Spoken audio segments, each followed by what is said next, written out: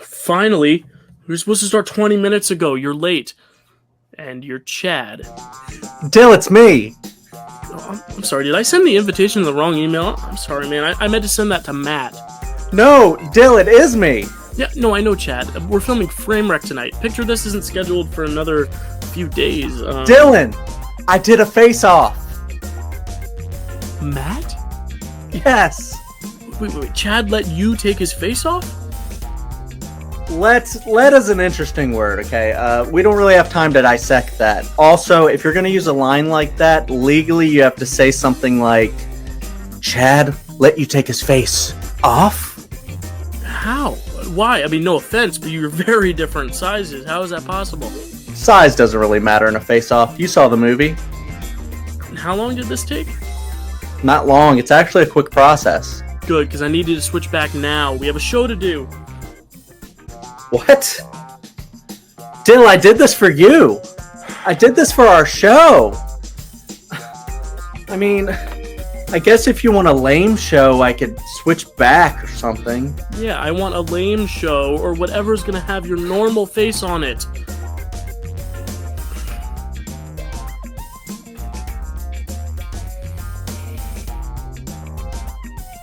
Fine! Thank you. There is one more thing I'd like to do in this space, if I can. Please make it quick.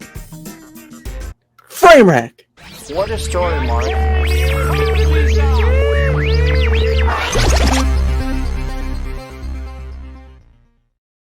He's finally here. Hello, Matt. Welcome back to the show. Glad you got the right face on.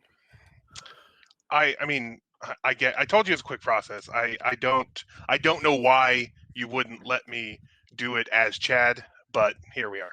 Yeah, I mean, Chad has a whole show for himself. I want them to see your face. So yeah. Anyway, I'm Dylan. This is Matt. You saw him with a different face earlier, but this is him with his real face now. I've changed clothes. He's changed clothes and face. I've put some stuff on my set in the background in that short little 3-second theme song. Yeah. So welcome to Framewreck, where we talk about movies that are so bad they're good. And this one might be a controversial one for some people, as we talk about every week. Some movies are, appeal differently to other people in terms of the bad spectrum. But we're talking about Face Off. We are 1997, I believe, right? It was 1997. Yes, we're talking about Face Off, which, as you mentioned, is controversial. And here's the thing about Face Off: it is a great film. There are some parts in it that are legitimately good and fun and awesome, but there's a lot in this movie that is nonsense and ridiculous and to be made fun of. Right. So yes, I realize that this is a well-loved movie, and I am not saying that this is that people can't love it unironically. But it's for me, the joy comes from the really bad parts. Right. And you defined a movie like the movies we cover on the show. You defined it as movies that the director did not set out to be as ridiculous or as bad as they Right. were. And this one, I think, is definitely one of those ones where I think the director, John Woo, was going for something a little different than the product that we got. But the product we got, it's pretty awesome. So Yes, yeah, it's definitely the name of the game here is self-awareness. If they are aware of what they are making and they're aware that it's going to be cheesy and hokey, then no, that's not for us. If they in earnest make a movie that they think is going to be like a perfect film, like a great film, and it turns out to be really funny for unintentionally, that's our jam, and that's where we are right now. totally. Okay, so today's show is going to be a little different. We're kind of stepping out of format just a little bit. We're just going to break it down because here's the thing: we're going to talk about a lot of good things in this movie. We're going to talk a lot of bad things in this movie, and so we're just going to go scene by scene and kind of talk about each one and the good and bad from each thing. And before that, let's talk about a few production notes. This was directed, as you mentioned, by John Woo. This was his second American studio film after Broken Arrow, which also has John Travolta and Christian Slater, which I don't know if they were kind of big at the time. All these people, especially like John Travolta and Nick Cage, because John Travolta was coming off of Pulp Fiction, and Nicolas Cage was in his probably the glory days. best. Yeah. Yes, it was the best section, the best year and a half for Nicolas Cage. He did The Rock, he did Con Air, he did Face Off, and he was coming off of an Oscar win for Leaving Las Vegas. So Right. Crazy. yes, Broken Arrow had John Travolta and Christian Slater, which are also kind of over the top actors in an action movie, and it's not quite as entertaining as this one in terms of that. It's actually a better film, like quality wise, but it's not as good. I could tell, Yeah. just because it's not Face Off. This is my first John Woo film, so it was interesting to see his style for the first time. You know, there are obviously parallels you can make just for this genre of action with like some Right. Michael Bay stuff a little bit, but it really is its own breed. This was written by Mike Werb and Michael Colleary, who wrote the roles the roles of Sean Archer and Castor Troy for Sylvester Stallone and Arnold Schwarzenegger. Wow. Can you imagine that? Oh my Uh, gosh. Which one was going to be which? Can I guess? You can Or guess. do you know? Do you know? I don't know, Okay. but I assume. Go ahead and tell me what you assume. Yeah, I assume Sly is the family man John Travolta role, and then Nick Cage is the Arnold role. You know. That's my assumption as well. That's where Yeah. I would put money. However, Arnold Schwarzenegger was doing. Did do like a string of family movies at this time. True, Because so maybe he did like Junior and Jingle All the Way, Last Action Hero. Like he did a string of like true. those type of movies. Yeah, I just would love to hear him say, you know, like I could eat a peach for hours. You know, like that'd be so good. But So we'll much never see. when I think about some of these lines delivered from these people, it's kind of insane. It also kind of makes me wonder who would have played Pollux opposite Arnold Schwarzenegger. I would assume it would have to be somebody like a Dolph Lundgren or someone who fits who fits in with Right. those two actors. Right. It had a budget of $80 million. Wow. Is the last production note, and it made quite a bit more than that. We'll discuss Yeah. that later. Yeah, so those are the production notes. Do you have any initial thoughts before we get into the scene breakdown? Yeah, it's interesting because I think if you look at the basic premise, the premise itself is very intriguing and interesting as like this sci-fi action movie. Like it's got an interesting premise that, you know, if you look at the ins and outs, like it doesn't make a whole lot of sense on how it's plausible. But like that Right. whole idea of being able to like basically, you know, wear someone else's skin, we're seeing that a little bit even with Marvel now with the Scrolls. Like Right. it's kind of the similar idea of being someone else in someone else's body. We see that with Mystique and X-Men a little bit. Like there's a really cool premise to this body swap thing that is not a subconscious like Freaky Friday thing where they wake up one day and they're each other. It's this actual like process of physically switching the body but still keeping the emotions willingly that I think is very interesting. But then of course the action is redonkulous and then the dialogue itself is just wild, and these two actors, whatever they're doing is perfect for what this is. But in any other movie, it takes you out of it completely because it's just so out there and weird, and they're going 11 out of 10 nonstop, and it works for this. And I think that's the point where it's like it's so over the top and absurd where it's like, what is going on? This is crazy, but at the same time you're like, I'm digging it because it's so out there, it's so different and unique. I really enjoyed it. I did think it was, I do classify it in the so bad it's good just because it is just so absurd. But I don't think that's necessarily, it's not in line with The Room and Birdemic where it's bad, it's bad production value. Like it's great production value. It's just the story is so far-fetched and the actual dialogue is insane that it's just really it's silly, but it works. It works. Right. You mentioned their performances, and I had written a little note there that John Travolta is at an 11 even before he becomes Castor Troy. When he's just your everyman, yeah. When he's just your everyone. Nicolas Cage is at a 7, but that for a 7 for Nicolas Cage is an 11 for everyone else. He's always much bigger than everyone else. But they're both just like at an 11 by that standard. So they're both just to the rafters, and everyone else in this movie is in a normal movie. And that's what's great. Everyone else is playing like they are in just a regular movie. They're acting the way they would normally act. These two are just to the rafters. It's beautiful. I really love their performances very, very much. Yeah. Okay, so we open with Sean Archer, played by John Travolta, for now, riding a carousel with his 6-year-old son Michael. Which, interesting fact, The writers of this movie were Mike and Michael, and they named the 6-year-old son Michael, who Right. dies. So I don't know if that means anything, but I found that interesting. Um, uh, this is the first of many face touchings during this scene. It's a lot of touching. It's in a post pandemic. Well, I guess we're still in it, of course, Right. but like tail end of a pandemic time where we're talking about this. I hate to date the show, but like we're at the end of a pandemic, and it's like touching in general is such like a weird thing now that like to see people just like caress faces. It's weird. It's weird. Here's the thing, and I'll touch on it later as well. But it's not just the weird "I love you" face touch. Nicolas Cage touches a lot of people's faces. So does, or I'm sorry, not Nicolas Cage. John Travolta touches a lot of people's faces in this movie. Just because I don't know, he has a face touching thing. He even Nicolas did Cage. it. He even did it at the Oscars with Idina Menzel the next year after he made his big mistake. The next year, he like kind of walked up to her and started caressing her face. My darling, my beautiful, my wickedly talented Idina Menzel. You got it! And I was That's wondering right. what that was I forgot about. about that.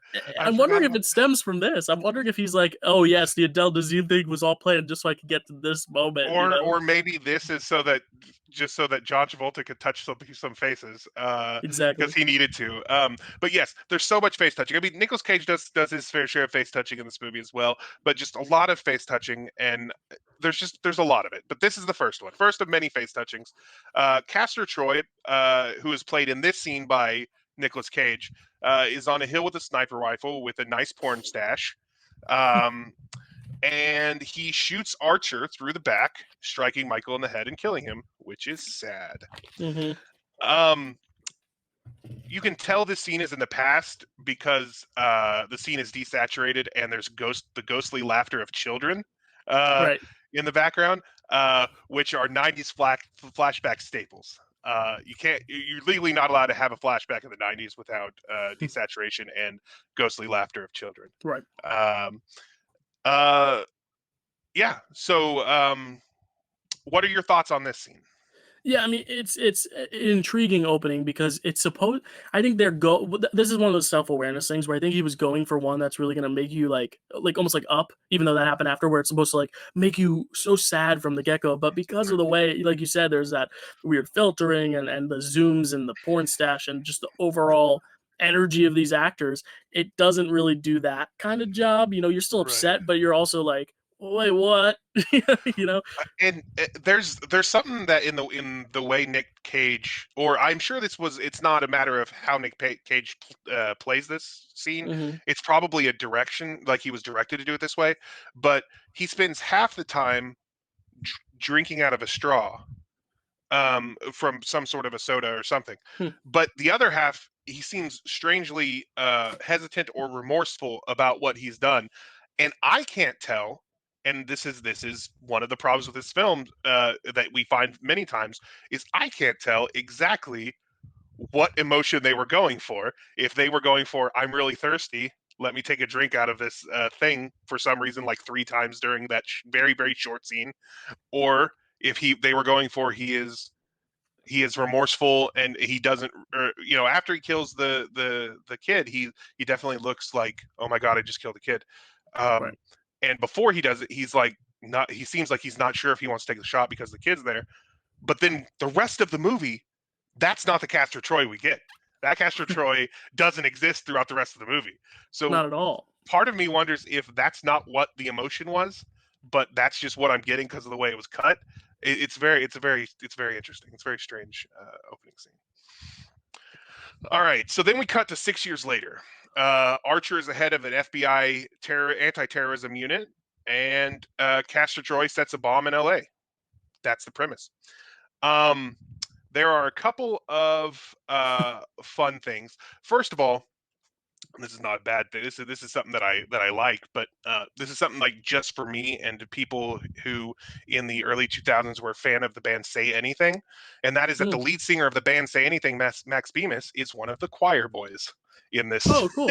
Yeah, which is fun. Nice. Oh, this choir though. this choir. So he sets a bomb in LA, and then he goes on to fondle a child. Yeah, that was interesting. That was the moment where I went, oh, okay, yep, okay, this is what this is.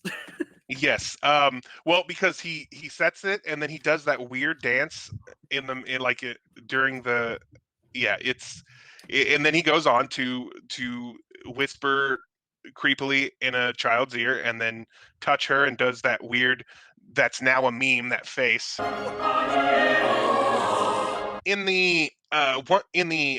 Archer is the lead. Whenever we find out that he is the head of the anti-terrorism unit, we have a really nice exposition dump where he asks if I don't remember what he asks. He asks something about if we got information from someone, and they say no. And he says, "Of course not, because we are a covert anti-terrorism team that is so secret.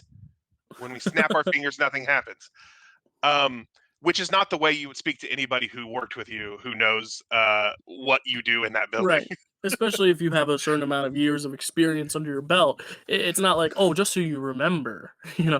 Like Matt, just in case you forgot, we are doing a show right now called Framewreck, where we talk about bad movies that are so bad they're good, and we're talking about Face Off this week. Just reminding you.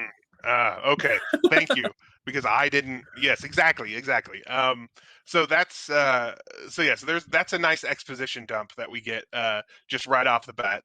And then he this is one of my favorite lines. It's not like my best bad line, but it's one of my favorite bad lines, which is Margaret Cho, who's in this. Not as a comedic role either. No, not at all. In fact, she has a couple like joke lines that just don't really land. Like it's really weird. But yeah, it's not in a comedic way. But the line is he asks about Interpol. Or no, wait. She says that she's waiting on word from Interpol. Which, before I tell you this quote, if anybody who doesn't know what Interpol is, it is a international police organization. It is an organization who they work together across country lines to help for people who have crossed into other countries and stuff like that, or who commit crimes over in other from one country to another. Mm-hmm. So anyway, so she asked about Interpol, and he says, "You trust that $1 billion satellite? I'll trust the $10 snitch at this point." I don't understand that line, because he's mocking her for trusting a satellite, and then immediately mentions how he will trust anyone at this point. Yeah. Yeah, I don't know. There's a lot of like lines that like go over your head, and then you look back and think of them, and you're like, "What?" Yeah, it's one of my favorites, because it almost like it's almost like he doesn't know what he like. Well, I mean, it's definitely like he doesn't know what he's talking about, but he doesn't know what she said, and then he doesn't really understand what he's saying. It just sounds cool, I think, is really the only purpose of that. Castor Troy sets the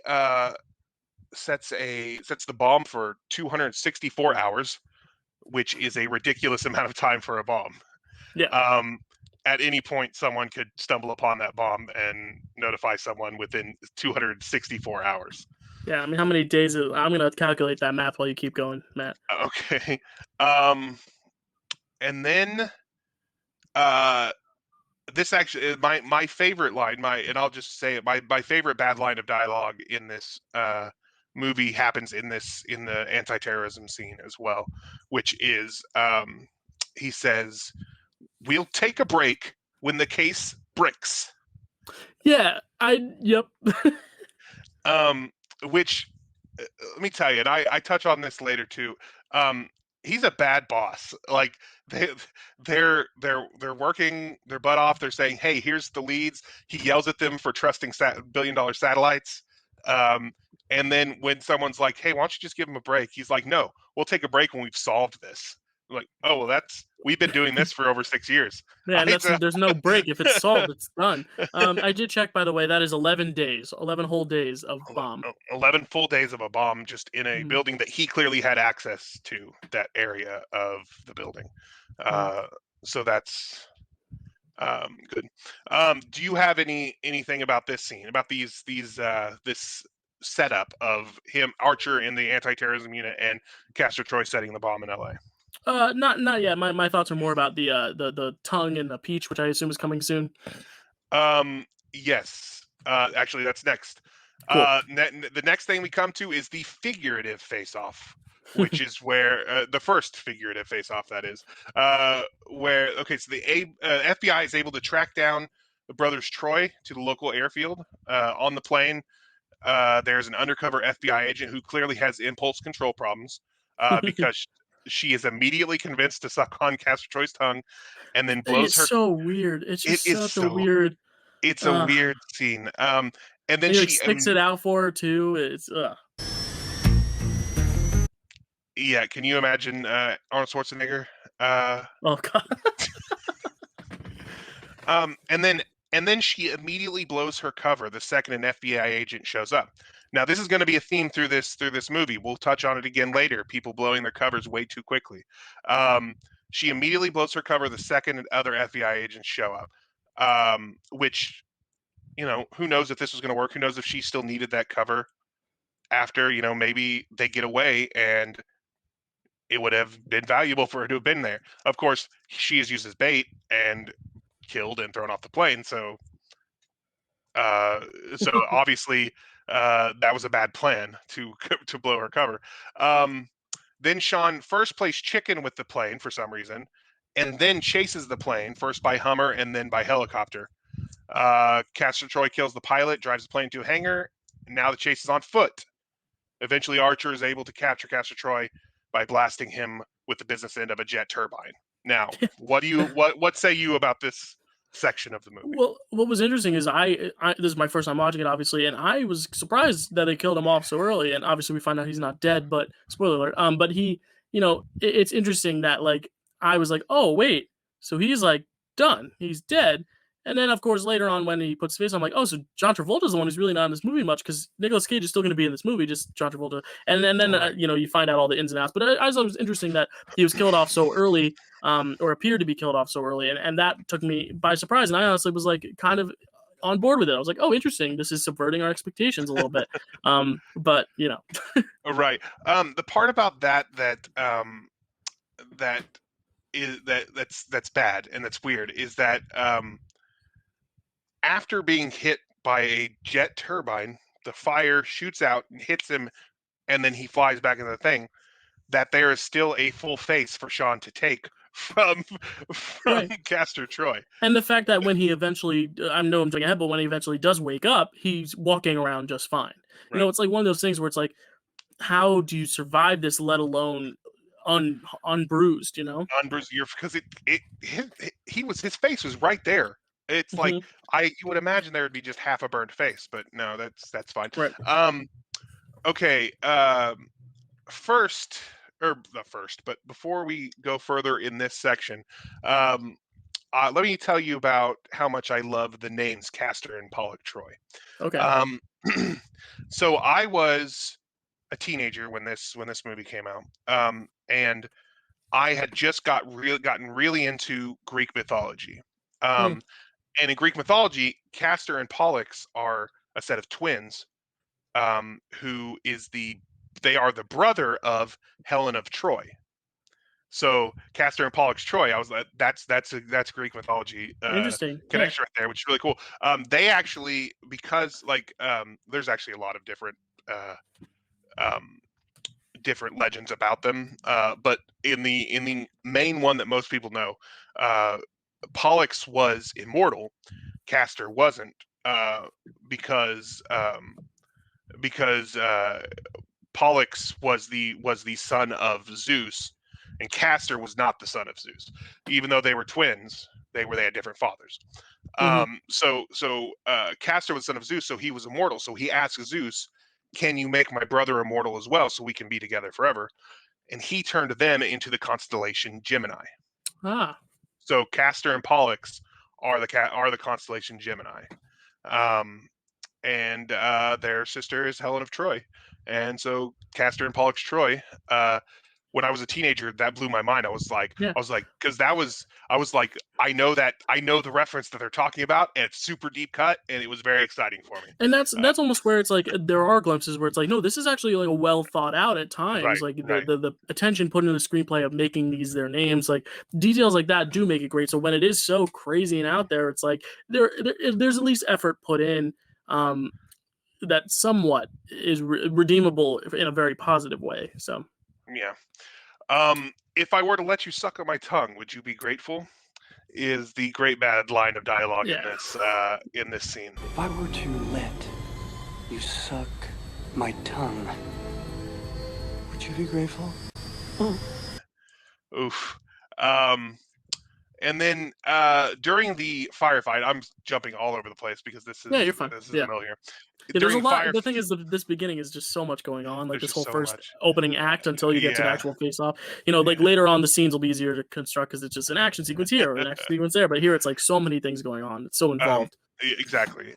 During the firefight, there's a scene where they are both like, where they both have their guns at each other's heads, and I believe Sean says, "You've only got one bullet left," or Castor tells him, "You only have one bullet left," and Sean says, "So do you." There's no way that either of them would have any idea how many bullets Yeah. each had left.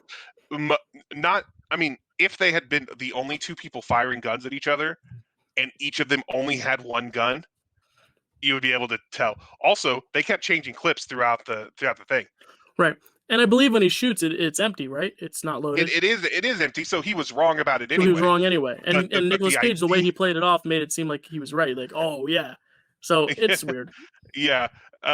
Yeah, they both had two guns, a lot of firing, lots of changing magazines. So it's a very weird thing. I mean, it's definitely an action movie thing. That's what this movie is full of. This movie is full of action movie moments that are obviously designed to be an action movie that don't necessarily have the context to make them make sense. There's just a lot of that, and this is one of those examples. Okay. After they capture Castor Troy, Sean walks in on his wife and daughter fighting. He tells his wife that they got Castor Troy, and now he can be a good husband. Sean goes to work where he gets a standing ovation for capturing a terrorist, and they have been tracking for over 6 years, and he admonishes them for their deserved celebrations. Sean officially closes the case on Castor Troy. A special ops agent gives Archer a floppy disk detailing a bomb they planted, and Pollux won't talk to anybody but Castor, so they decide the best option is for Archer to put on Castor's face. So this is pre the face-off, so we haven't gotten to the literal face-off yet. I love the scene, and this is legitimate love. This is not this is not the so bad it's a good thing. I legitimately love in the scene where Archer is telling his wife that they captured Troy, that the whole time John Travolta is absentmindedly rubbing the scar on his chest. Right. It's a really nice touch and kind of sweet.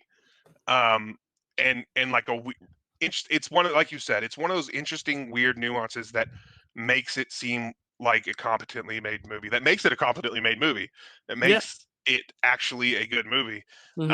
It's just, and unfortunately, those are the scenes ones hurt. that get overlooked by the rest, though, because Yes, it's not exactly. this huge. You know, you're noticing it because it's your second, third, fourth, 7,000th watch. I've only seen it once, and I didn't even pick up on that detail. And it's like I wish I had, because it probably would have made me understand the movie and like appreciate the good stuff a little bit more. But Yeah, it's a really sweet scene, and yeah, I've seen this movie countless times. Like I said, I was a teenager when this came out. I didn't understand that it was a bad movie yet when it first came out. So I watched this movie a lot because it was awesome. Yes, so he's just rubbing it and almost absentmindedly, and they don't draw attention to it. It's just he's telling her about it, and it's before he even starts telling her exactly what the thing is. Like he starts messing with the scar, and you kind of, if you don't, and you can't tell because he's got a shirt on, but you kind of put it together when you realize, oh, that's where his scar is, and they show it later, and it's like, okay, so that's what he's doing. So it's a really nice touch. But also on the other side of that nice, kind sweetness, Sean is a real dick to his subordinates. Yes. Um, he seems to be a bad boss and a bad husband, and just kind of bad at everything, except catching Troy, I guess. But Right. yeah, he's a real dick to his subordinates. Okay, so this gets us to the literal face-off. Right. Sean Archer's face is removed and Castor Troy's face is put in its place. How do you feel about the face-off scene? Yeah, I mean, it's the part where you have to literally turn your own brain off and say like, "Oh, this is what it is." You know, there are a lot of different questions that come into it, like why don't you see any stitching or scoring right away?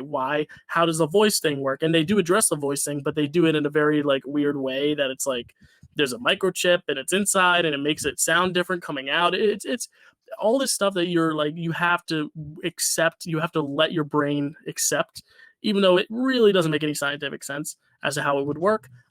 Especially, just the process of how quick it happens too is a little jarring to say the least.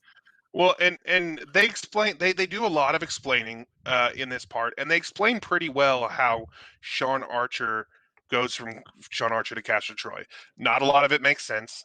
They don't address some of the like pretty big things like teeth and ears that are obviously different. Even like the nose, like how do they even do that? Because like they have different size noses. Yeah, they have different size noses. They both have like distinct noses, but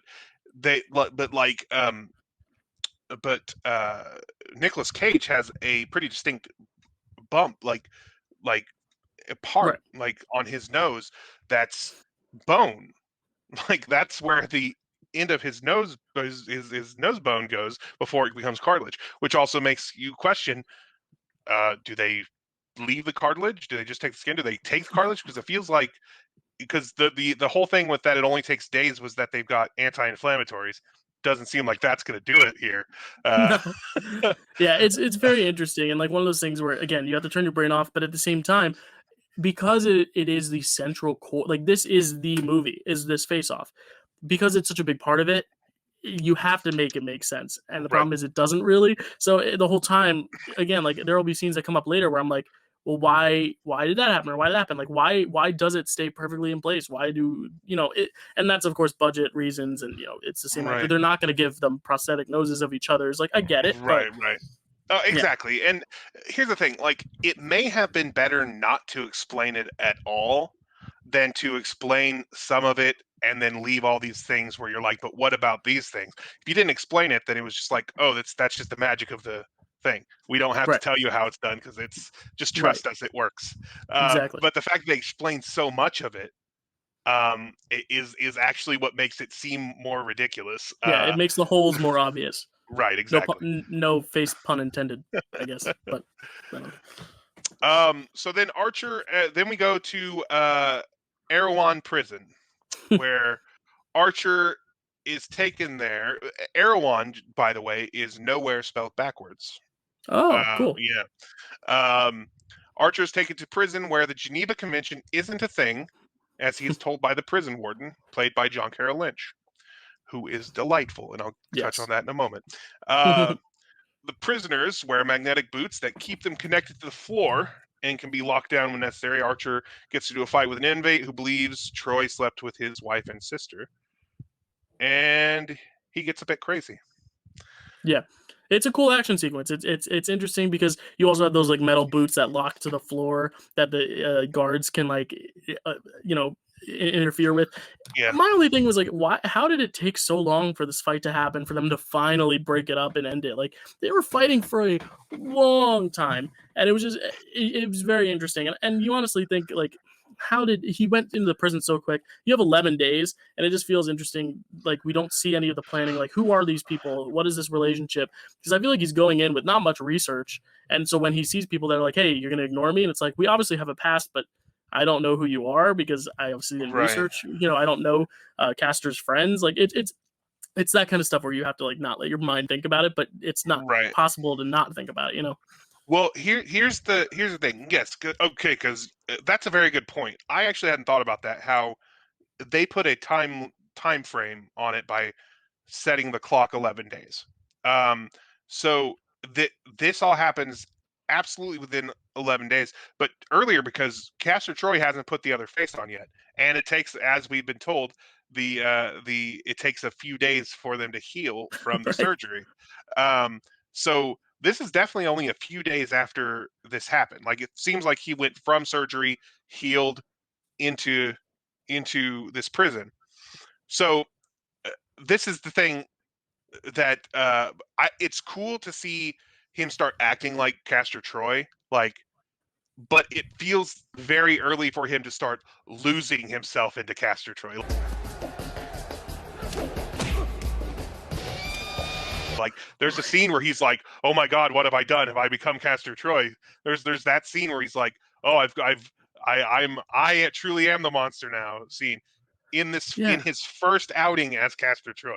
Yeah, it's like he didn't have time to prep and like live in that body face, I guess, for so long. It's like, yeah, how you don't have the time to fully fall for that. The whole 11 days. 11 days is not a long time. So It's not, and then obviously this it hadn't even been that. Yeah, right. it's um John Carroll Lynch is great. Yeah, I think he's a great actor. I love him. I love seeing him in every, like, when he pops up in anything. I just think he's a great actor. I really like him a lot. yeah, There's a long history of great bad guy prison guards in film, and I think Lynch is not talked enough about for this movie. yeah, definitely. I think that he's among the great real bad prison guards. But I think because his scene is so short, like he's not Right. in the movie very long. He probably didn't get talked about very much. But he's got all the hallmarks of a great bad prison guard, and Definitely, I think he's definitely. great in this movie. Yeah. Um, okay, so this brings us to the face on, which Right. is where Castor Troy wakes up to find he has no face. He has one of his henchmen pick up the doctor who did the face off in the first place. Um, in this scene, Castor Troy, even talking about it is just bad. He touches the exposed face meat with his fingers and doesn't seem to notice that that it hurts. I guess because Yeah, he gets up so fast and walks around like it's no problem. He's like sitting in a chair, he's walking up, he's acting like this James Bond-esque villain, but he must be in severe pain. I can't and he even go touches. through a day of Ugh. sunburn. I literally, if I get a really bad sunburn, I cannot move out of my chair for like 4 days. Like I Right. literally cannot move a muscle, and he's up and at him with this burning face. Oh, bravo! Bra fucking bo! Ugh. Which they explain it, which later they when the doctor comes in, he says, I helped myself to your groovy pain pills. Oh, I hope you don't mind. I partook in your groovy painkillers. I'm not sure what what pain pills he has that removes the amount of pain you would have from not having a face, but doesn't completely knock you out. I don't know what that medicine is, but it sounds like something I'm interested in. Yeah, if it Um, exists, I think every person on Earth should get it for everything. yeah. Um, so this brings me to a couple of things that a couple of implications of not having a face, which is he also would have no eyelids, Oh. and his eyes were probably dry as fuck. Oh, shit. Which they show him in a reflection at one point, and it's hard to see because it's just a reflection in glass, not in a mirror. So, or it's like a reflection in the doctor's glasses. So Yeah. you can't really see features. It looks like he has eyelids, but he shouldn't because he doesn't. No. His face was taken off. We learned about that, Um, so he shouldn't have eyelids. So his eyes are probably really dry. He also was smoking a cigarette without lips. And arguably teeth. Who knows about the I teeth? mean, I don't know about the teeth. That's a good question. Where I mean, they didn't That mention is the teeth, but I assume. insane. Yeah, I don't know. But I mean, if he didn't have teeth, that actually would make it easier. But I feel like he did have teeth because they did not mention the teeth. So he has no lips. And to do that, you have to be able to form a seal, which you can't do if you don't have lips. So yeah, I don't know. He smoked a cigarette without lips. Yeah, I'm trying to like figure it out how to do it now. I'm like making crazy mouth expressions. I don't even know how I would do it. How anyone would do it. Yeah, I It's don't know. impossible. Yeah, And that's like the loopholes that they're just not even bothering to address. But again, like you said, because they've addressed so much before, now it's like you've already nitpicked so much. Now you have to keep nitpicking the rest, or don't nitpick at all. Because right. now it's like this unfinished product almost. So then they put Castor Troy's face on Sean. Or no, they put Sean's face on Castor Troy. They already Right. did the other way. They put Sean's face on Castor Troy. So then this brings up some things that made a little bit of, because they explained them when they went from Sean to Castor Troy. But I have questions about that going from Castor Troy to Sean. Like they explained how they were getting rid of his hairline because Nick Cage has a deeper hairline than John Travolta's wigs, because John Travolta's Right. bald. But Right. they didn't explain how they moved Castor Troy's hairline forward. Um, they didn't explain how if they put the love handles back in, because they said we're going to take away your love handles with to make them muscular, make them appear more muscular like him. So did they put them back in for? And Yeah. I mean, And does mind that you, even work? all these questions that you're posing now, we won't even bother asking later when we talk about them eventually going back, because it's like how you've done almost, it seems, permanent surgery and now you're just reversing it all. It's one of those things where at first watch it's like whatever, but then the more you think about it, you're like, this can't happen. This is impossible. There's actually a much bigger problem with them going back, but we'll get to that Right. later. So yeah, there's a lot of things they didn't explain, and the reason they didn't explain is because it's ridiculous. Because going from a bigger guy to a smaller guy is much easier than making a smaller guy a bigger guy. Right. It's just not as easy. So they didn't even bother explaining it, which is fine, because usually people don't ask those questions. So but I'm here to ask the questions. That's We're my doing a job. deep dive. All right. Expect it, John Woo. We're deep diving. So then we go back to the prison in the next scene, which is where Archer finally gets to speak with Pollux about the location of the bomb, and he tells him the location of the bomb, and then he immediately breaks his cover. He Pollux tells him where the bomb is. He says, "You're an idiot," and then walks away. It's like, okay, so what if you need more information? What if Right, like, where it is isn't all you need? What if he's lying? right, then what? Like, now you're screwed. And not only that, he already questioned him earlier. Okay, I know they said that Pollux is paranoid, but it doesn't make sense to me that Pollux would be questioning Archer about his identity, because face swapping isn't a known thing yet. Right. But we have that at this point. It's already in the record. So when you already know that Pollux is questioning you, like trying to get you to answer questions because he doesn't trust that you're his brother, blowing your cover immediately when you may need him again is just bad. It's just bad. It's the next blowing of cover way too early, and it's not the last one. Right.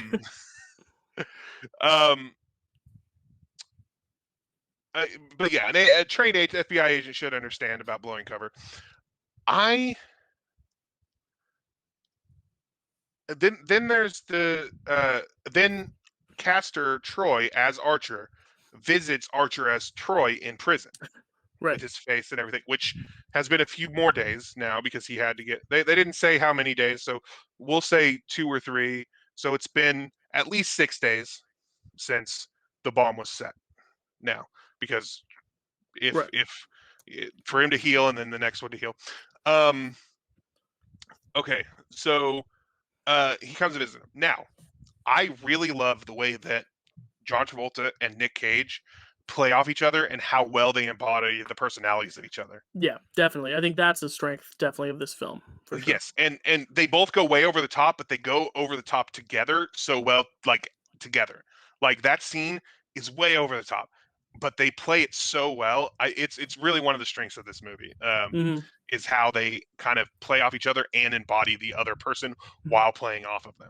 Like Even to the point where their voices are the actors' voices, but even John Travolta's got a little bit of that Nicolas Cage twang, a yes, little bit more of and then John yeah, Travolta, and vice versa. So yes, exactly. Yes, I really love that. Legitimately love that. Okay, and then Pollux is released from prison.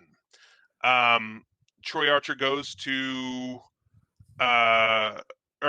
Troy as Archer goes to Archer's house, flirts with his wife, flirts with his daughter, and then Pollux is released from prison. They recover the bomb, and Archer looks like a hero for defusing it. Troy as Archer has sex with Archer's wife. right, Okay, so here's where we get to the part I left out earlier about when I was talking about the things that they didn't change, or what about these identifying characteristics? right. Well, Oh, physical. yes. There are certain things that will also identify a person. There are many ways other than the face and the ears and all that to identify a person. There's smell. You can tell Yeah. by the way a person smells, how they walk, how they kiss, how they get busy. Yes. If you know what I'm Yeah. saying. Yes, 100%. Like that's a good point that I didn't even think of. Like all these things you're bringing up are things that we should not have to. They should have done all this thinking and planning before we could. Like they had to have been asking these questions, and if not, why? I think the real reason is because at some point they probably had to stop asking the questions, or they were like, "We're never going to make this movie. Yeah, Like, it's we're like not going to make it a coherent movie with these rules if we have to follow it's like actual cars. logic." It's like Yeah. cars. Like how do the cars reproduce? Were they humans before the cars? Do the cars need oil changes? How do the cars reproduce? Like all these questions. Like do cars eat anything? Like all these crazy questions that Pixar doesn't even answer any of them, so they don't have to answer any. The Here they answer more some, and it doesn't. There are holes because they don't answer all. the more I think about the Cars universe and try to rationalize it, uh, the creepier it gets. Like the more I Yeah, think about it, the creepier that whole situation and I becomes. think this is a similar thing where it's like Yeah. it just I don't know. The doctor, who did this, did not mention any under the pants changes. Right. So I feel like Archer's wife would have known something was different. Like maybe not. Maybe they did it lights off. No one, no, they did it completely boring and normal, and no one had to know anything. Right, But maybe. maybe. But I also saw them kissing, and I saw them be real close to each other, and I saw them touching each other's faces. And also, like So at the time, John Travolta is not like a bad looking guy. Like it's not like she wouldn't want to. You know what I mean? right. Also, I just thought about this. This is not any of my notes, but I just thought about Right. this. They introduced a face touching mechanic into this movie, wherein they touch each other's faces all the time. Actually, now that I'm thinking about it, they don't. This doesn't work anymore. Never mind. I was thinking about how their fingers are very, very different lengths and sizes, and their hands are. But I don't Yeah, they think that probably didn't really take their matters. hands off. Yeah. By the time they touched each other's faces, he was already trying to convince her that it Right. was different. So never mind about that. But if she's a face toucher back, then I'd worry would if she touches too hard, does the skin kind of move around a little Oh, bit? yeah. Like is it like a prosthetic where like if you touch your face too much, like you gotta reposition it, or is it like stuck on there really good? Like that stuff they don't answer. Yeah. The hand thing is a thing, though. Nick Cage has long, skinny fingers. That Right. someone would have noticed this. It's like a Tim Burton movie. Actually, no. See, this movie is already all up in my head. I was right. Hold on. Let's rewind. I was right because I was thinking that it was from the body standpoint, or that the face. Okay, only the face are swapped, so their body should be the same. See, this is how the movie gets you. It confuses you into submission. So Archer would have had, or Troy as Archer would have had much skinnier hands and fingers. Now, while he wouldn't have touched faces, it's still. I feel like you would have noticed. Anyway, not Yeah. the point. Anyway, we'll move on from that. The mechanics are just never going to make sense. So we just, Under the pants, or I don't know if they're. Who knows if they had the same style of undercarriage? Also, Mhm. that's the thing. I don't know. Moving on. Okay, Archer escapes from prison. Archer as Troy escapes from prison using non-lethal means for the most part, but he escapes with Bob, who kills a lot of people. Archer somehow knows exactly how to hack into that system and gets to get the doors open.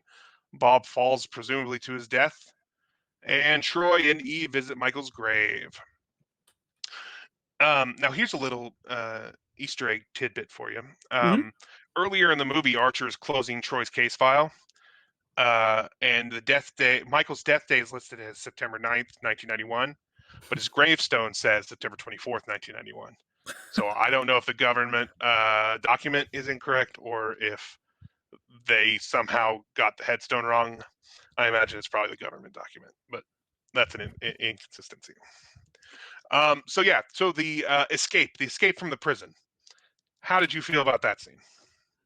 Yeah, it's interesting because, like you kind of said, like how soon does someone really embody this next person? Like how soon does he fully adopt this? I'm Castor Troy now. So the fact that just the style in general in which he gets out and the way he does it, like again, like I feel like it's just so soon for him to just feel so completely one with this new body. Like you said, there's different styles of making love for these guys. There's also probably different styles of fighting and climbing and escaping and ways of doing something, maneuvering and just overall intelligence. And it's like, it's the same issues we've been talking about the whole time, basically. Yeah. But yeah, it's entertaining. I mean, again, like the action is entertaining to the max for sure.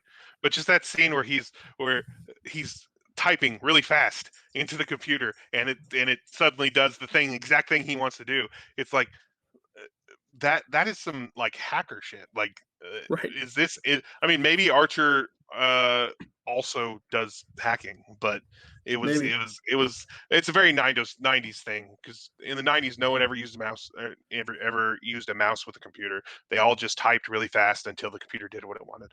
You wanted it to in all movies and TV shows. Right. Okay, so then next scene, Archer infiltrates Troy's friends.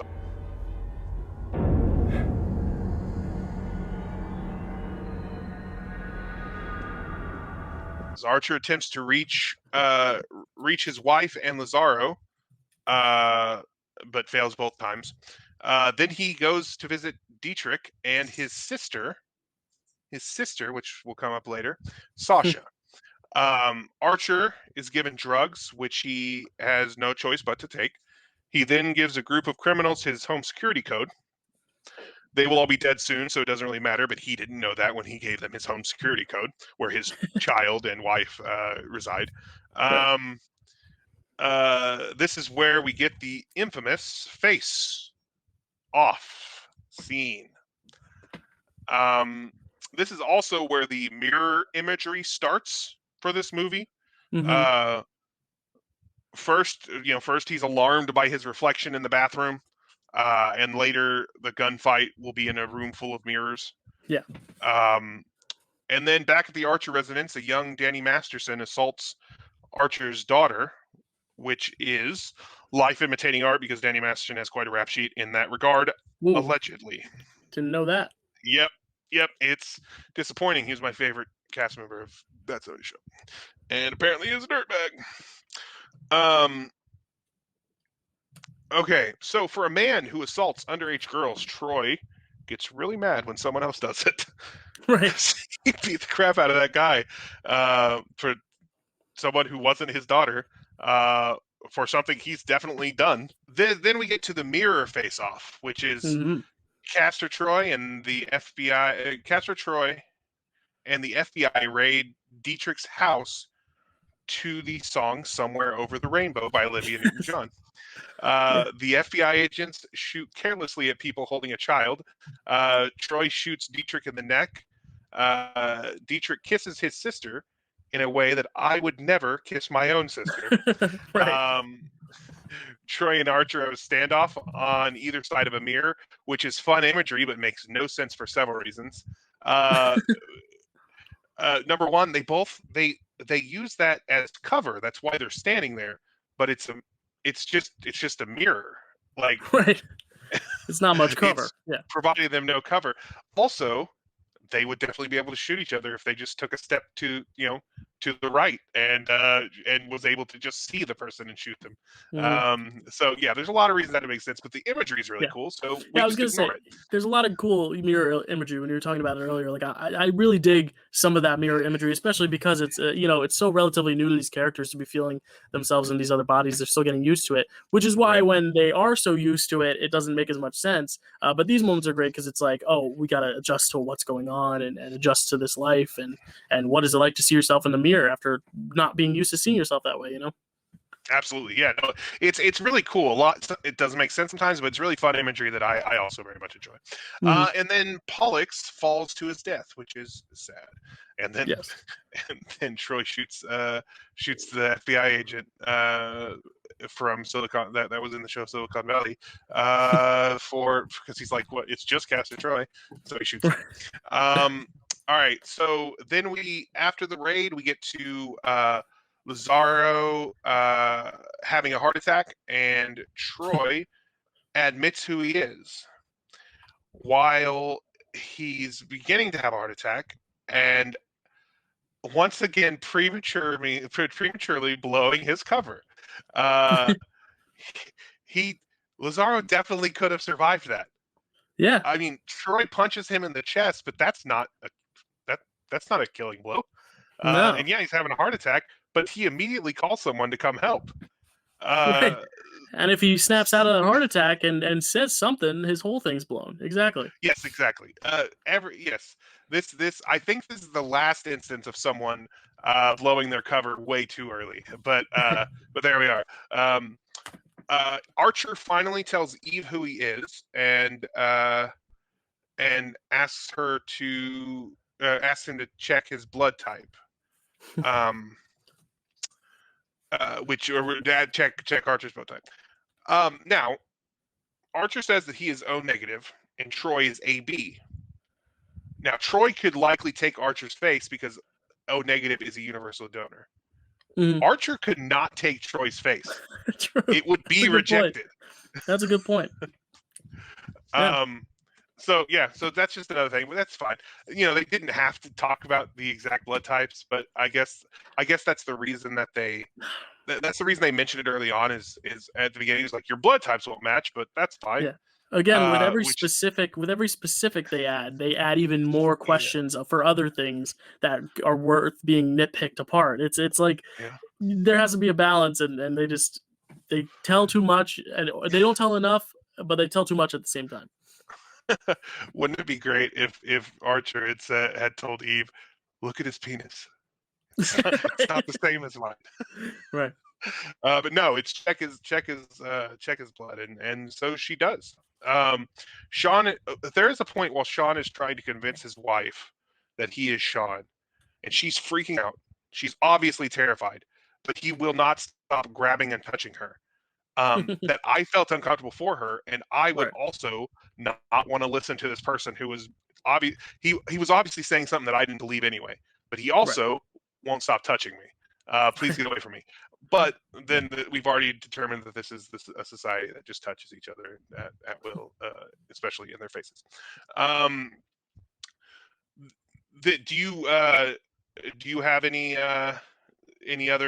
else about the mirror face off or the Lazaro heart attack? Yeah, not yet. I do have stuff to say about Eve. When we get to, of course, our when we talk about the different performances, best, worst, all that. So we'll get there when we get there. Gotcha. Okay. All right. So that brings us to the final face-off. There are birds flying. There's slow motion. There's an overcrowded standoff. It's the thesis statement for this entire film. This last final 15-20 minutes of this movie. Sasha dies. Jamie shoots her dad and then stabs Castor Troy in the leg, just like he taught her. For some reason, there are boats one of which explodes for reasons. Archer kills Troy with a harpoon. So let's break this down a little bit. Right. Birds flying. Doves is a trademark of John Woo. Okay. He uses doves in his movies. Slow motion is as well. I have to imagine that the slow motion in this movie gave Zack Snyder just the best wet dreams, because there's so much slow motion in this movie, especially in this last thing with the doves flying really slow. Well, it starts as seagulls, like there are seagulls flying real slow on the beach, and then inside the church there are doves. Now, I assume this was a Catholic ceremony. I've been to Catholic church before. I did not see doves at that time, so I don't know if this is a standard thing, doves being just loose inside of Sure. a church at a funeral, but I there don't were know. just loose doves everywhere in that funeral. Shoal Barbara gasser? Schollgasser, Yeah. she says, yeah. So a good director would choose the best of the six ways and or choose one of the best of the six ways to put in his movie. Woo puts all six in. If you keep your eyes closed during a Woo movie Exactly. and open them every 6 minutes, you'll see everything you need to know and have a perfectly lovely evening at the cinema. Right. Which is definitely how I feel about this movie. And Yep. and again, like I said, this last act is a thesis statement for this whole film. That is true in this way as well, because there are about it's not six, but there are about 4 acts to this final fight. Right. One of which includes a standoff where just people keep coming in. Like it Right. starts out as just the two of them, and then someone else has a gun, and then someone else walks in and says, but don't forget about me, and then someone else walks in and is like, but I've got a gun too. Mhm. It's really it's funny, but it feels so sincere, and that makes it so much funny. This is the part where it's not self-aware. He doesn't know. I don't think they understand that this is funny, that people keep walking into the standoff with guns and being like, now I'm Right. part of the standoff. Mhm. So then they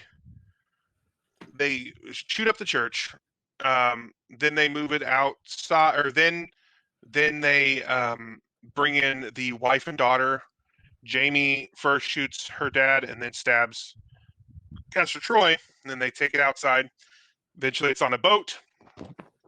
They are on 2 boats at first, and then on 1 boat, and then they crash the boat and fly through the air in slow motion, and the boat That just shot explodes. Yeah, that shot is amazing. Like, it's so crazy and out there, and like we said, like, it's definitely not self-aware, but just the shot of the boat just flying and them slow-mo, like, that shot, I think, again, like you said, it's like this whole last act scene is a big thesis statement. This is like, this should have been the poster image. I get what the poster image is, but, like, if you really want to sell this movie, like, this is what I would show, just giant They speedboat. they cut to them flying so many times. Mhm. Like they cut to different angles of them flying just so many times in Right. that short period.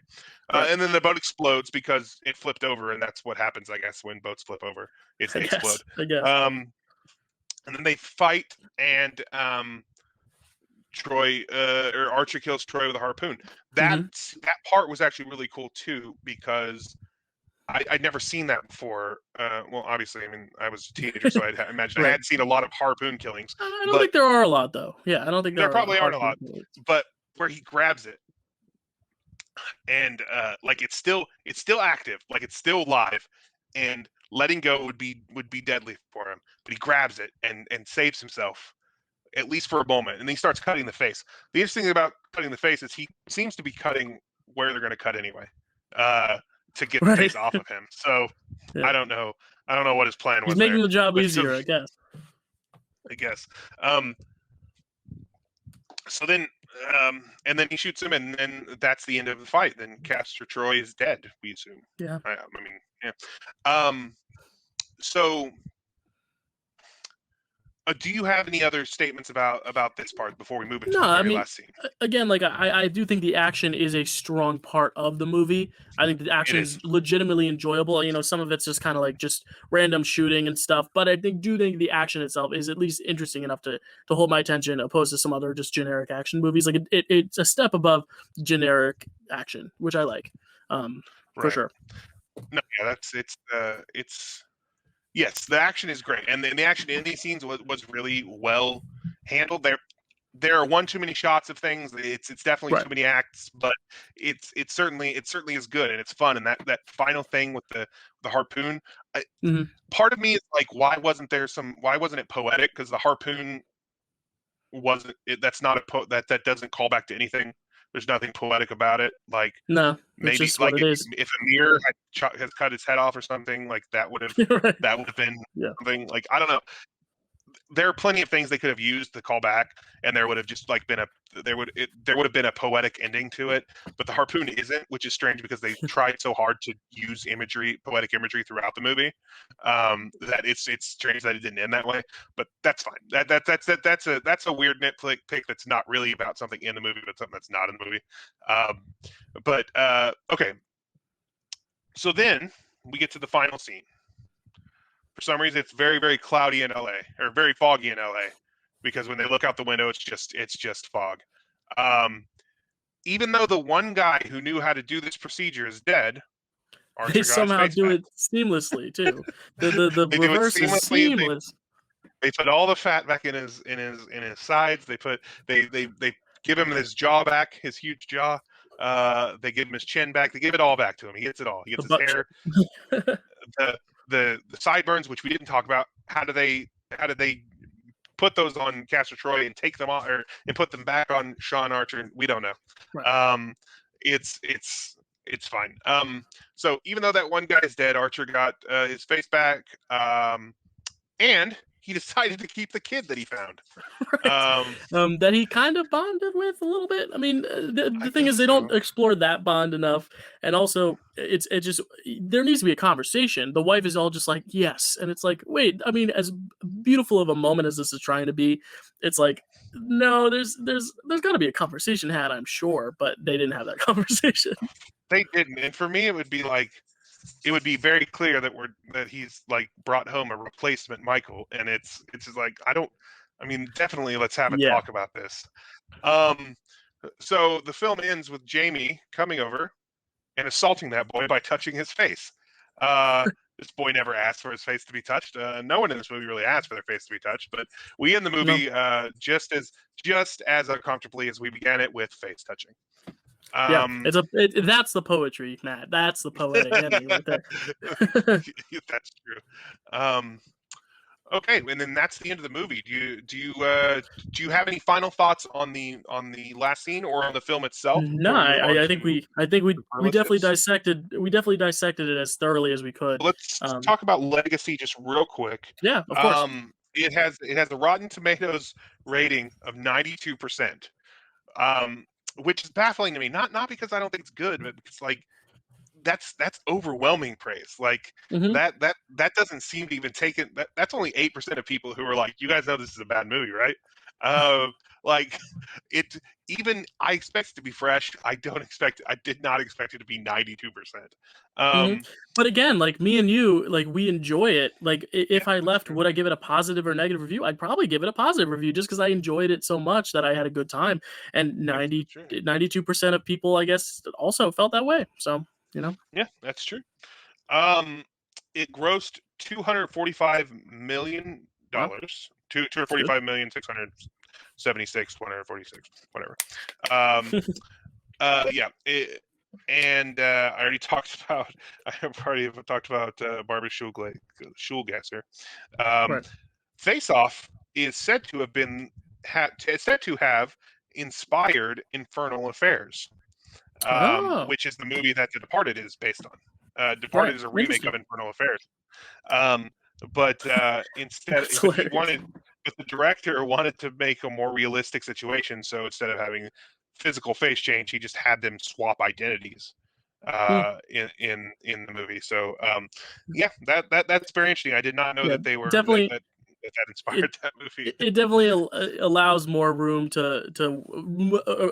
more room around the whole like implications of the face off itself. Like I feel like that's the one thing that really just drags this film down and distracts your mind from the rest is the implications of the actual procedure itself. And I Right. feel like that's why Infernal Affairs, like you said, like they're not doing that aspect of it, so they're able to just kind of tell a story like this without all those crazy implications and science, you know. Absolutely. Okay, so that's the legacy. Right. Let's go on to our little awards now. Let's talk about worst actor first. So my worst actor, it's tough because uh where's her? Yeah, there we go. It's tough because I don't want to do this to a child actor or a younger actor because they're kids or young adults. You know, they haven't fully formed. But Dominique Swain as Jamie, Okay. the daughter, I was on board with it until some weird line deliveries at the end, especially that last moment where she's like, Dad? I'm sorry I shot you. she's not enough of a standout in the so crazy they're good and not in the standout of the so they're so good they're good category. So I do put her unfortunately in that position. Okay. Now I'm going to wrap this into my actor who elevated the thing because it's connected. Okay. So before I tell you the worst actor, let me just kind of preface it with, so there's a lot of really great actors in this movie. Mhm. I mentioned John Carroll Lynch. I think Alessandro Nivola, who played Pollux, is really great in this movie. I think Yeah. he's great in general. Like I always Yeah. love seeing him in movies. He should be in more movies. I think he's the reason I like See, Jurassic Park 3 more than The Lost World. I think he's I great. think me too.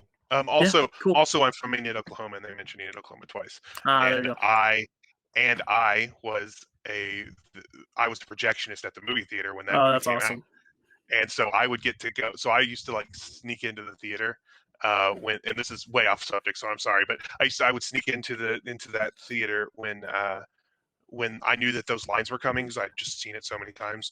I knew when those lines were coming, so I'd go down and I'd get into the theater and I'd listen. And the first time, there was always a rumble of people. So the first time is early in the movie, say we're from Enid, Oklahoma, and there's always like a rumble from the people asking the person next to them, did they just say Enid, Oklahoma? Because we're in Enid, Oklahoma. So like, it's Right. like the second time was always laughter. And because at the end, because when in the beginning it's like, oh, we have a plumbing place in Westgate Plaza.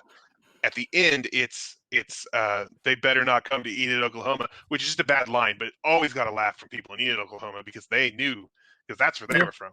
So Yeah. that was awesome. Anyway, he's great in that movie. Yeah. Sorry for rabbit trailing. So anyway, so there's a lot of really CCH Pounder who plays the special ops lady who tells him who gives him the floppy disk, and she's great. Like there's so many really great actors in this movie. But the best actors in this movie are also the worst actors in this movie, and that's John Travolta and Nicolas Cage. That's fair. They go so over the top that it's hard to call their performances good, but they also elevate this movie to where it should be. Like without those performances, it would not be as good of a movie. Yeah. Like it would be Yeah. not be as entertaining. So for me, they actually get both awards this time. Yeah, that's why it was tough for me not to, because I their performances are so bizarre. But again, like you said, they elevated so much that I couldn't put them in that Right. bad tier for me. Ready for the big ride, baby! For my actor, or in this case actress, and other actors who elevates material, I think Joan Allen does a very nice job as the wife, as Eve Archer. I think she's got a really nice character arc. I think she's got a lot of great moments, like a lot of her moments, even if, you know, Nicolas Cage or John Travolta are doing something crazy, like she has a lot of great reactions to it, and she brings a lot of heart to the movie that I think it needs at times. They're bringing in their top surgical team from DC. You're going to be okay. Yeah. So she's the pick for me. Again, I didn't put Nicolas Cage or John Travolta in either because they do both. I was like, you did exactly what I was originally going to do, and then I was like, Yeah. I don't want to pick one or the other. So I went with two other options just so we could talk about more people. But all four of them, yeah, are worth noting for good and for Oh, yeah. worse. So Oh yeah, definitely. Okay. The best bad line of dialogue. I already said mine. It was, "We'll take a break when the case breaks." That was my favorite. What was yours? Did you mention yours? I don't. I have three that I think are hilarious. Okay. What is the first one? Oh yeah. I'm trying to find it. Sorry, I just have two. The first one is the I could eat a peach for hours. It's just that whole scene, just with the tongue and it's just so weird. And the other one is if you dress like Halloween, ghouls will try to get in your pants. It's one of those lines that just doesn't feel like it belongs in any movie, but it's there. It's a bad line, but that line is delivered very well because even though John Travolta says it, it sounds like Nicolas Cage saying it. So Yeah, it's the line delivery is really good on that, but the line is very bad. Yeah, the line is very bad. Framewreck moment or trainwreck moment of the movie for me was the entire final fight. That entire final fight was so good, but it was also just a huge mess, and that's what made it so awesome. So Yeah. that's the trainwreck moment of the movie for me. It's funny because I went the total opposite. I went the beginning chunk with the him dancing around to the Hallelujah chorus, and then him joining an actual choir.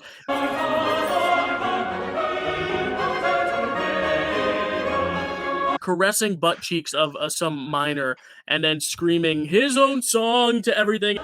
Hallelujah! Hallelujah! And then there's that weird face. That whole moment, that's the moment that made me realize, oh, this is what this is, and that is why I think I would make that my moment. So it was again, beginning and end. That was almost my moment, but I changed it. So I'm glad that I did. Okay, well, good. All right, so that brings us to scoring. Now, if this is your first time joining us, you should know that when we score these movies, it's not our Letterboxd score for the movie. Out of 5. It's not anything like that. It's out of 5, and it is based on how bad it is, how good of a bad movie it is. So I guess I should say we grade it on a bad movie scale. So The Room is a 5. For this, for me, and I don't know how you're going to score it, Dylan, but for me, it's a low score only because it's so legitimately good in so many places. So for me, I give it 2 hands touching my face very awkwardly. All right, and I will give it 2.5 groovy painkillers out of 5. I almost gave it 2.5, but literally the only reason I gave it 2 is because I have 2 hands, and I was like, and I was using hands as the measure. So but so I that's think why that's I changed accurate. that. Like 2.5. Like it's right in the middle of like it is so bad it's good, but it is good enough to not be like in the Room level of like worst movies ever made. Which brings us now to Mount Trashmore. Yes. Which if you're returning to the show, you know what it is. If you're a first-time listener, we basically have a Mount Rushmore of faces of representatives from this movie. Speaking of faces, we're gonna put Face Off. I guess it. Well, we could talk about it. Does this go on Mount Trashmore? Right now, there's only 2 spots because we've only done 2 shows. The Room and Birdemic have made it onto Mount Trashmore. They will cycle out if another movie comes and takes its place. But right now, there are still 2 openings on Mount Trashmore that have not even been taken. Is this enough of a bad movie to put it on the Mount Trashmore? Are we going to put it on as a placeholder, or should we not even bother? Matt, what are your thoughts? I think that this movie deserves to be on the mountain in the number 4 spot. We're skipping number 3 because it's not staying. Right. We know it's not staying. There's going to be worse movies. It's not staying on this mountain. I think it deserves to be on the mountain, but we know it's coming off because there's just too much good in the movie to keep it on the mountain. Couldn't agree more. So there it is on the 4 spot, all the way on the right there, and that will be where it stays, probably for another maybe 2 weeks until something else dethrones it, or who knows. So Matt, that is Face Off. Any last words on Face Off before we tease next month's movie? No, I don't. Well, okay. So as I mentioned before, this was the Renaissance. This was the big year and a half for Nicolas Cage.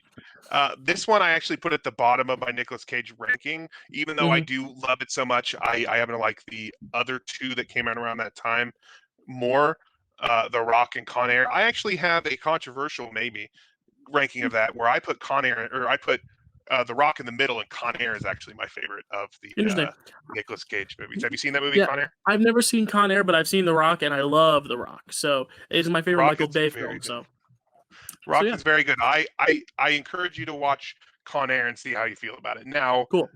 You being an adult now in 2021 may come off differently than it did to me as a teenager in 1997 or whenever it came out. So I'm sure it's different. But anyway, next month we are diving into a whole new stratosphere. So Matt, why don't you tell us what we're doing next month? Next month we are dipping into a genre that I'm sure if this show goes long enough, we'll dip into many times because they can't seem to make a good one of this, which is video game movies. We are watching Street Fighter. That's right. Yes, and not the Legend of Chun-Li or whatever that one was called, which is a worse movie, but not as good, not as funny, not as entertaining. So it's off the table. So we're watching Street Fighter, which is on right now. It is available on Peacock. So if I don't know what it's going to look like by the time we do the next show, but right now it's on Peacock to stream. So if you have Peacock, then just watch it there. But cool thing. Yeah, so I'm excited about that one. Have you ever seen that movie before? Never seen it. Video game movies is not a particular strength for me. I've seen Detective Pikachu, the Wreck-It Ralphs. I think that's the extent, honestly. Sonic the Hedgehog. You've only seen the good ones. Those are literally the good ones. I guess so. And even then, I don't really love Sonic as much as some other people do. But yeah, I do like Detective Pikachu. I do like the Wreck-It Ralph movies. So it'll be interesting to see what I think of Street Fighter. I'm sure we will talk more about video game movies, as you said, down the line. Matt, where can they find you on the internet? You can find me pretty much anywhere at MattmanXIII. That's 13 in Roman numerals. Cool. Visit me on Letterboxd, Twitter. You can call me if you have my number. I'm around. You know? We will not post that on here, but if you know Matt and you have his number, call him, please. You can find me at Twitter and Letterboxd at Dylan_Randazzo. Next month, I am doing a 2011 retrospective. The whole month, I'll be watching movies from 2011, diving into movies from 10 years ago, a whole decade later. I call it 2011, a decade later retrospective. So I'll be doing that on Letterboxd and a little bit on the channel. And you can find me here on the Dyl Pickle Movie Network, as I said, on the channel, doing that next month, doing another episode of Framewreck with you, Matt, doing a new episode of Picture This next month, and this month, check it out this month, Marvelous Movie Mondays every Monday, Film Off every first and third Friday. A lot of stuff going on here, especially with summer movie season. There's going to be even more reviews. I have my arms full with work. I'm drowning in work, and I can't be happier, especially with all these great co-hosts by my side. So thank you, Matt. 3 shows down. I think we're nailing it. You're especially nailing it. Great job, Matt. And why don't you make sure to return Chad's face to him if you get a chance? No. Okay, everyone, thank you so much for watching. What a story, Mark.